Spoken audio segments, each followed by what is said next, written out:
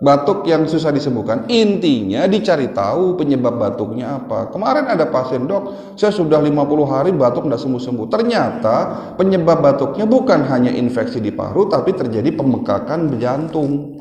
Jantungnya itu membengkak dan menggesek-gesek paru-paru sehingga terasa yaitu batuk tadi.